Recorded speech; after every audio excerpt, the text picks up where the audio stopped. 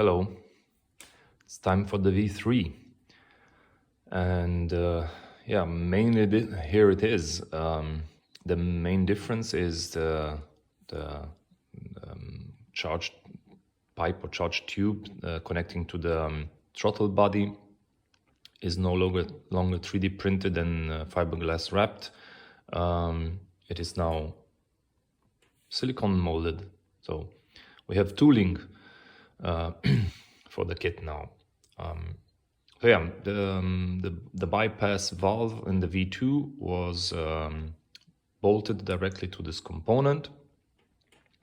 Obviously you can't bolt anything to the silicone parts, so we are back to using the V1 flanges. So the ones that bought the V1 will still have this part and can still use this part. The new kits will get this part. This just connects there and allows the bypass valve to bolt on and function in the same position and orientation like the V2. Here it is on the car. This is a prototype part, but it's 99% the same what will be in the car or in the final kit. The assembly is a little bit easier, but more or less the same like the V2. Now this V3, the new kits, this is not everything that is different to the V2. There's small incremental updates here and there on a few other components. The brackets on the V3 are just slightly easier to assemble. The supercharger inlet is slightly different on the V3. But for the ones that got the V2, it's not worth to replace all these, because these are just sometimes tens of millimeters of difference. So yeah, this is the V3. The reason for the V3 is a bit simpler design, a bit easier to assemble, and mainly longevity.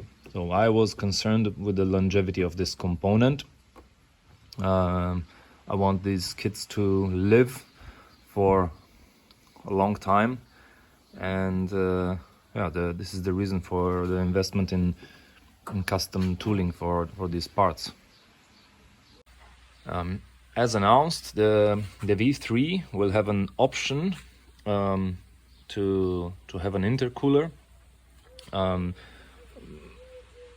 Another part of the reason for getting this made in silicone is the easier assembly of the intercooler upgrade. The idea is to take the charged air coming from the supercharger and put it down this route there. So this part will be removed.